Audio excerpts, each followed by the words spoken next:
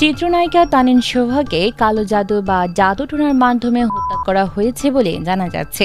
Heavy ওয়ার্স সংবাদ মাধ্যম সূত্রে পাওয়া তথ্য মতে কালো জাদুর চক্রেই তার জীবনের করুণ পরিণতি ঘটে। মৃত্যুর আগে নিজে এই কথা ইঙ্গিত দিয়ে গিয়েছিলেন এই যমজ খ্যাত নায়িকা। একটি চ্যাটে তানিন শোভা লিখেছিলেন, আমি কখনো তাবিজ কুফরিতে বিশ্বাস করতাম না, কিন্তু এখন বিশ্বাস করতে বাধ্য হচ্ছি। একজন সুস্থ মানুষকে এভাবে ধ্বংস করার চেষ্টা চলছে। ঘরের আনাচে কানাচে কি যে সব জিনিস পাচ্ছি, কেন তারা এমন করছে? আমি তো কারো কোনো ক্ষতি করিনি। 4 মাস ধরে শুধু অসুস্থতা আর অসুস্থতা। আল্লাহ বিচার করবেন, কারণ আল্লাহ ছাড় দেন কিন্তু ছেড়ে দেন না। মৃত্যুর আগে এইভাবেই নিজের কষ্টের কথা ভক্তদের কাছে জানিয়ে গিয়েছিলেন তানিন শোভা। এদিকে তার সুস্থতার জন্য তানিনের মা দোয়া করেন এবং প্রতিশ্রুতি দেন যে যদি মেয়ে সুস্থ হয়ে ওঠে তবে আর মিডিয়াতে কাজ করতে দেবেন না। কিন্তু শেষ পর্যন্ত মায়ের বুক খালি হয়ে গেল। একমাত্র সন্তানকে হারিয়ে ফেললেন তিনি। নাম প্রকাশ অনিচ্ছুক তানিন শোভার এক ঘনিষ্ঠ বান্ধবী ভোরের আকাশকে ফোন করার মাধ্যমে জানান, মানে উনি আপনাকে কি কখনো বলছে যে কালো জাদু যে ওনাকে করা হয়েছে, উনি কখনো দেখছেন বা আপনার সাথে এই বিষয়ে কোনো মন্তব্য কি আপনাকে শেয়ার করছে? এটা যদি আমাদেরকে বলতেন। আমাকে শেয়ার করছে 2 মাস আগে শেয়ার করছে যে বান্ধবী আমার না ইদানিং শরীরটা কেমন যেন এই খারাপ এই ভালো কেমন যেন লাগে, অস্থির লাগে। আমাকে মনে হয় কি কেউ দূর থেকে বান মাইরা অথবা কালো জাদু করে মাইরে ফেলতে চাচ্ছে। আর এটাও একমাত্র একজনকে মিন করতো, কারণ ওর তো ওরকম শত্রু নাই, সবার সাথে ওর একটা অন্যরকম সম্পর্ক, ভালোবাসা। শত্রু বলতে আমি কাউকে দেখি না ওরে মেরে ফেলার মতো। তো এটা মিন করতো বিশেষ করে ওর হাজবেন্ডের বউকে।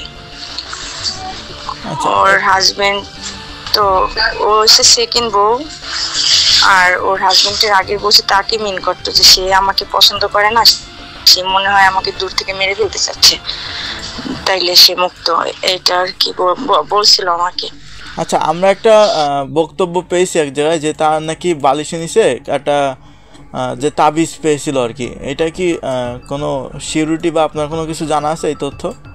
হ্যাঁ, এটা আমি ওইটা পাইছি, আমি অনলাইনে দেখেছি। দেখে আমি একটুবার হাসি দিলাম কেন, ওর শরীর খারাপ এই সেই বা কিছু পার্সোনালি প্রবলেম আছে, এর জন্য ও নিজেও ট্রাই করছে হুজুর দিয়ে এগুলো মানে সলিউশন করার জন্য।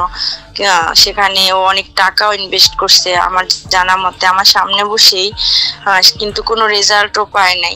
ইভেন আমাকেও সাজেস্ট করছে যে এই হুজুরটা ভালো, একে দিয়া তোর কোনো প্রবলেম থাকলে হাজবেন্ডের বিষয় বা কোনো প্রবলেম থাকলে, যেটা হাজবেন্ড আছে না যে হাজবেন্ড একটু অন্যরকম বাইরে মন থাকে সেই, তোর যদি কোনো প্রবলেম থাকে ফ্যামিলিগত তাহলে তুইও দেখতে পারিস। পরে আমি বলছি আমার এগুলো আসলে বিশ্বাস হয় না, আমি এগুলো বিশ্বাস করি না। আচ্ছা তুই কর, যদি তোর কাজ হয় তারপরে আমিও দেখবো, যা তুই কর। পরে দেখলাম ও এখানে অনেক টাকা ইনভেস্ট করছে কিন্তু কিছুই হয় নাই, রেজাল্ট আমি দেখিনি, ওর কোনো রেজাল্টও পাইছি। ইভেন আমি প্রায় জিজ্ঞাসা করতাম ওইটা যে কিছু করলি ওইটার কি কোনো রেজাল্ট পাইলি? পরে বললো কি যে না, হুদাই কতগুলো টাকা খরচ।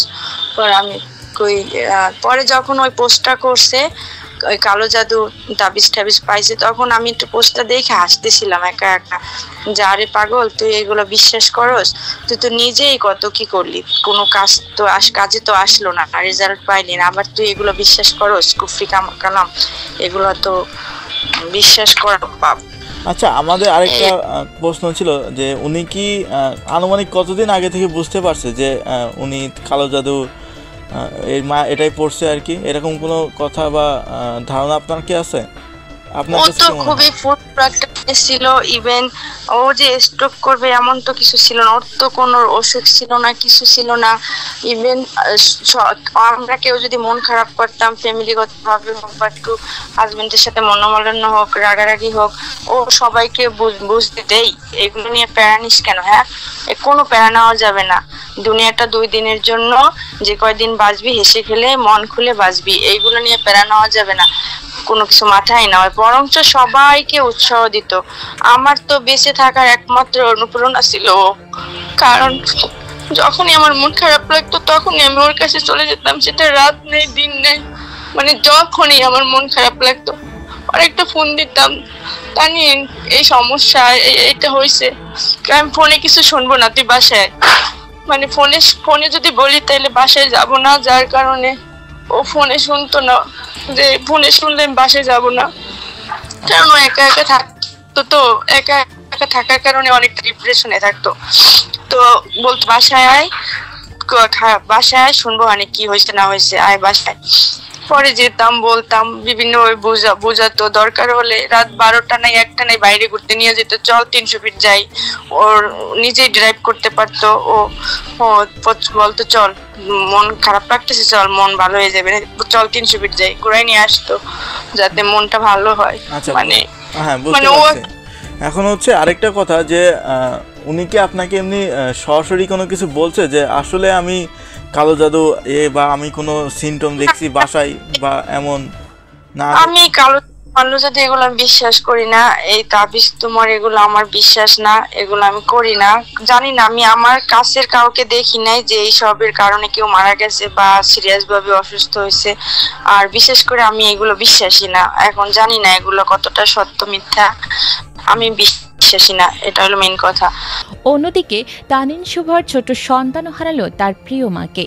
জন্ম থেকে শিশুটি বাবার আদর সেভাবে পায়নি, কারণ বাবা মায়ের বিচ্ছেদের পর সে মায়ের সঙ্গেই থাকত। মায়ের আদর ভালোবাসা দিয়ে একাই সন্তানকে বড় করছিলেন তানিন শোভা, কিন্তু এবার সেই শিশুটিও মায়ের ভালোবাসা থেকে চিরতরে বঞ্চিত হলো। এক ভিডিওতে দেখা যায় ছোট্ট শিশুটি মায়ের পাশে দাঁড়িয়ে কাঁদছে, মাকে হারানোর কষ্টে সে যেন ভেঙে পড়েছে। ভাবুন তো, মানুষ কিভাবে এতটা নির্মম হতে পারে? একজন মানুষ আরেকজনকে অপছন্দ করতেই পারে, হিংসাও থাকতে পারে, কিন্তু সেই হিংসা থেকে কিভাবে কেউ আরেকজনের প্রাণ নেওয়ার মতো ভয়ঙ্কর সিদ্ধান্ত নিতে পারে? সামাজিক যোগাযোগ মাধ্যমে তার আত্মীয় স্বজনেরা ফেসবুক পোস্টের মাধ্যমে জানিয়েছেন তার মৃত্যু স্বাভাবিক হয়নি, বরং কালো জাদুর মাধ্যমে হয়েছে বলে সন্দেহ প্রকাশ করেছেন। এই বিষয়টি অনিশ্চিত হওয়ায় আমরা প্রশাসনের দৃষ্টি আকর্ষণ করছি এবং যথাযথ তদন্তের দাবি জানাচ্ছি। এই ঘটনা নিয়ে আপনাদের মতামত জানাতে ভুলবেন না। ভিডিওটি বেশি বেশি শেয়ার করুন। নিউজ ডেস্ক, নাইমা সিদ্দিকা, ভোরের আকাশ।